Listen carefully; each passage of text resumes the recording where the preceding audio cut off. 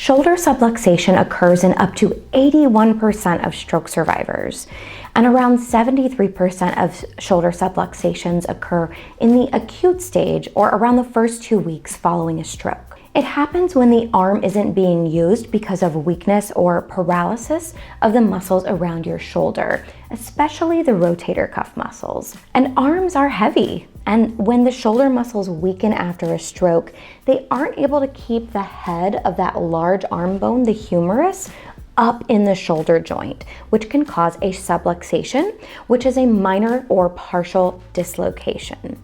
Now, this partial dislocation can happen with the head of the humerus coming forward, going backwards, or even pulling down. It can be very painful and cause limited movement of the shoulder joint, which is a really big deal because the shoulder joint has the widest range of motion of any joint on our entire body. So what can we do to better manage shoulder subluxation after a stroke? So we want to think about safety and protection of the shoulder joint. First of all, we need to avoid certain movements.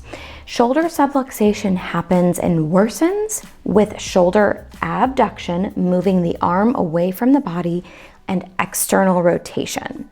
So we want to avoid staying in this position for extended periods of time in order to keep that shoulder subluxation from worsening. Now, it's also really important to remember for you, for caregivers, family members, and healthcare workers, not to pull and tug on that arm. By nature, a shoulder subluxation is when the head of the humerus is pulled out, partially dislocated from that shoulder joint. So if you or somebody else is pulling on that arm, that could potentially worsen the shoulder subluxation. Another consideration is positioning. And with positioning, we want to make sure that whether you're lying on your back, your side, standing up, sitting, or walking, that your affected shoulder is in a supported position. So for example, if you're lying on your back, positioning can be as simple as taking a small pillow and putting it back behind your affected shoulder and upper arm to get that shoulder in a more supported position. And if you're sitting up, you want to make sure that you're never letting that affected arm loosely dangle by your side. Because what happens, gravity is going to pull on that arm and further worsen that subluxation. Now, this can be complicated and hard to follow through with if you experience neglect and have a tendency to kind of forget about that affected side. So if you have someone with you who can help to remind you to get that arm in a more supported position, that can be very helpful. Another thing to consider is shoulder stabilization.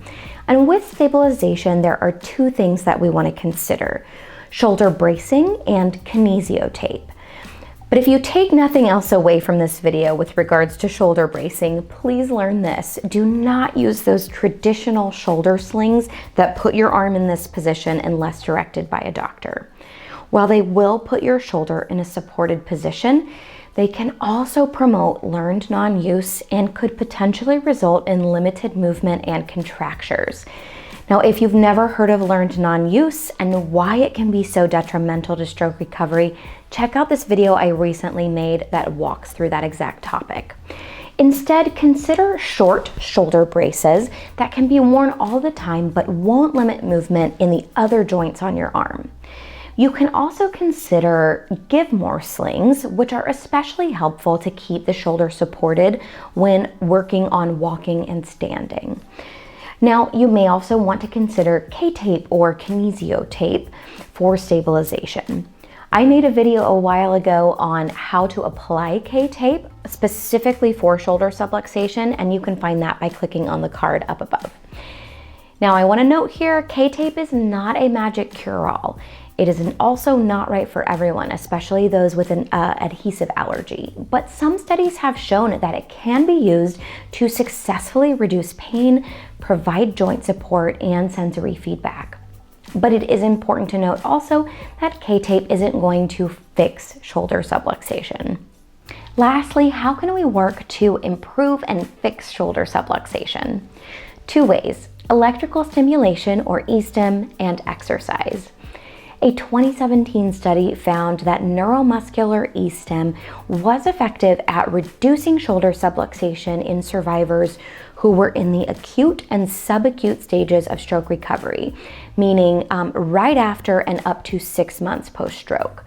Now, this same study did not find any benefits of E-Stim for stroke survivors in the chronic phase anytime after 6 months for shoulder subluxation. Now, the second way to improve shoulder subluxation is to focus on exercises that strengthen the muscles around the shoulder, mainly rotator cuff muscles and the posterior deltoid.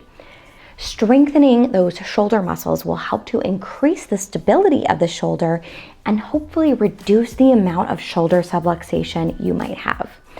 Now, if exercise is something that you're interested in to reduce subluxation, I have a workout video coming out next week that is going to walk through a shoulder subluxation workout.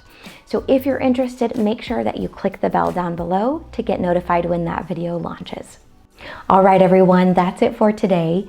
If you feel comfortable, leave me a comment down below and let me know what are some things that helped you if you experience shoulder subluxation. And as always, I'm going to be leaving a link down in the description below to sign up for our email list, which gets you free stroke recovery tips and motivational emails, as well as a free copy of my ebook, The Stroke Recovery Pocket Guide. And if you find value in what we do here at Post Stroke and you're able, please consider donating either via PayPal for a one-time donation or by becoming a Patreon member, where in exchange for a monthly donation, you get access to cool perks like social media shoutouts, behind-the-scenes videos, and even YouTube shoutouts, which I have one today for Doug C. Thank you so much for donating at our empowered level. We can't do what we do without you. Thank you all so much for watching. I'll see you next time.